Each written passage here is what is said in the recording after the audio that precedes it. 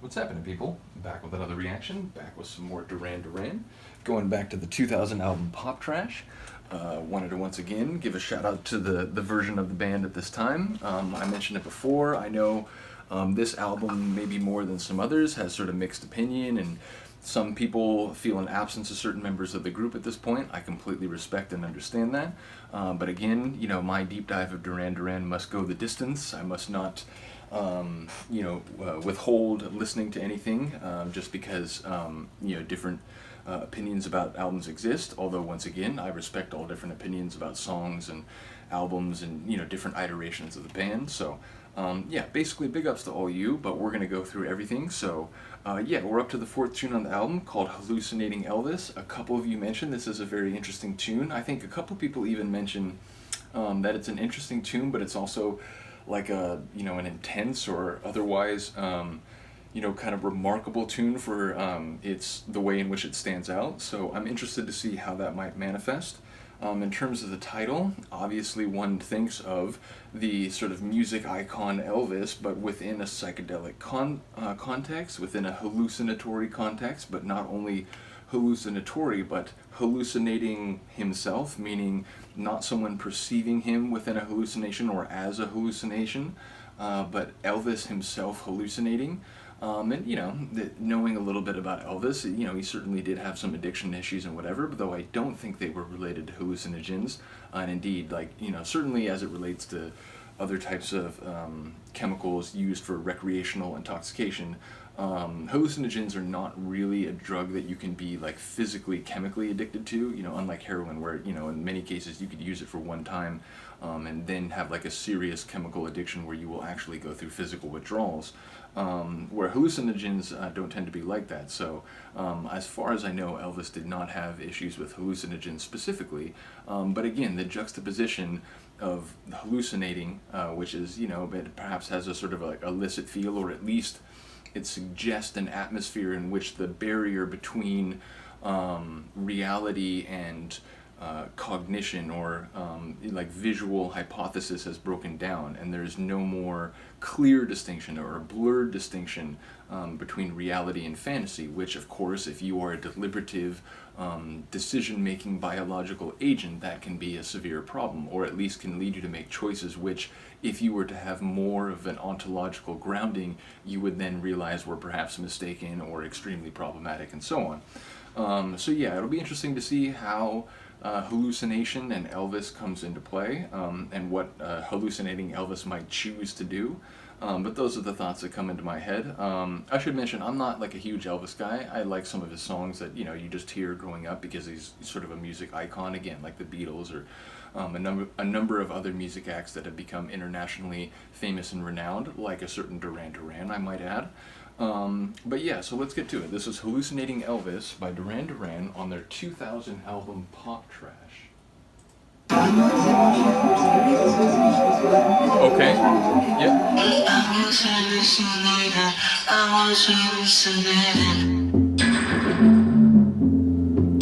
We started very hallucinatory, and this feels like if you took The White Rabbit by Jefferson Airplane and filtered it through a modern idiom. At least it did for a moment.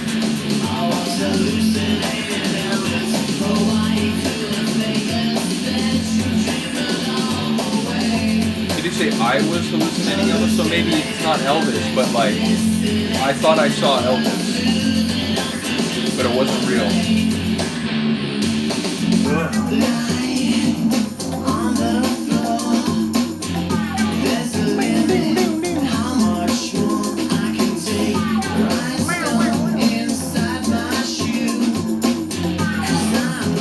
These sort of call and response percussive rhythms.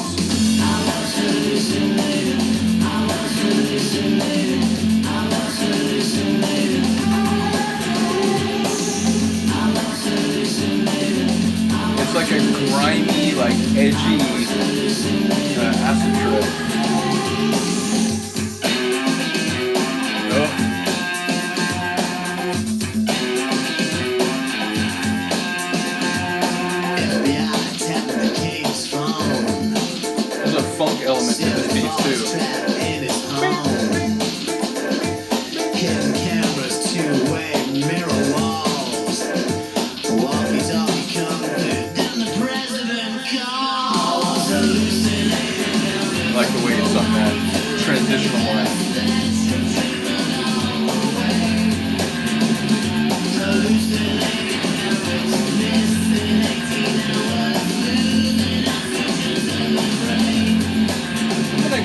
say that like I can feel a bit of a connection to this from Midazoland. Like I can feel this as an outgrowth of some of the vibes on Midazoland.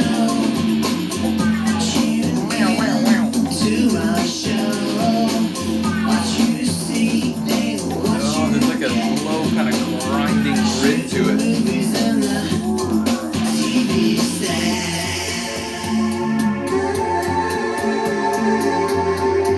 Wow, I was not ready for that. You're in a kind of like headspace, sort of like expansive psychological moment. And now it's like the low gritty mixed with the high and ethereal. Somewhere in like hallucinatory limbo.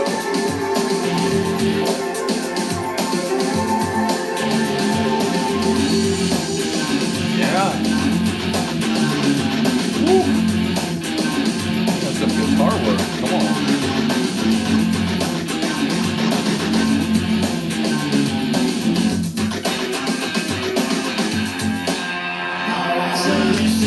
Yeah. This is the tune.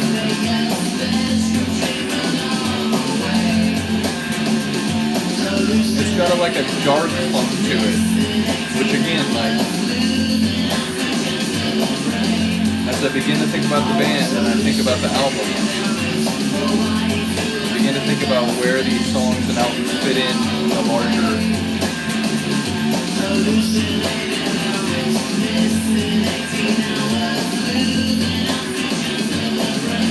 Losing oxygen to the brain. Yeah, it's not good.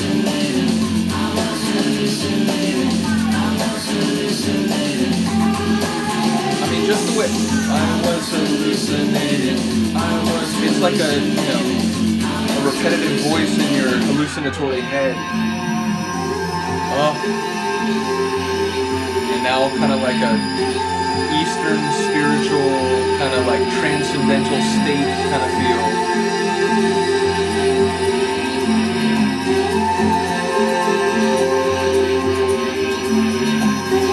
Meditative hallucination. High sort of like tension flare, like not quite a string, but some dissonance.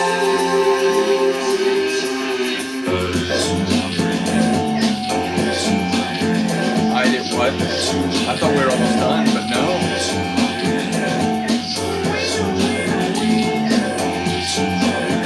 Dissonance, the dark funk.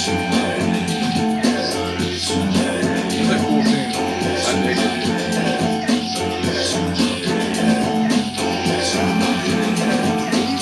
It's kind of on the experimental, like darker edge.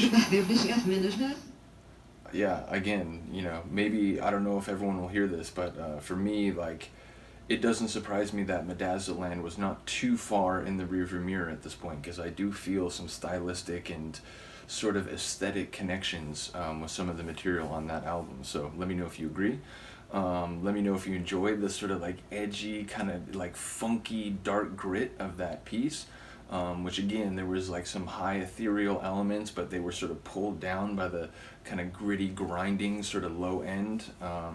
And yeah, what I did pick up of in the lyrics, I think it is more about the narrator hallucinating, not Elvis out in the world hallucinating, which now seems like a very silly concept. Nevertheless, yeah, I do think there's some interesting ideas about the way in which, a lack of proper brain chemistry is facilitating visions which are in some sense informed by pop cultural phenomena and threads, which relates to the way in which, like, information you take in from the outside world will then be processed by your brain, and if your brain is not functioning in a normal way, that same information will be the fodder or the material by which your brain will then sort of misfunction or malfunction and produce an Elvis who is not actually there, because it's a concept and a person that you have encountered and sort of like incorporated into your understanding. So again, I think there's probably more lyrical layers there for me to uncover. Do let me know if you have a specific angle or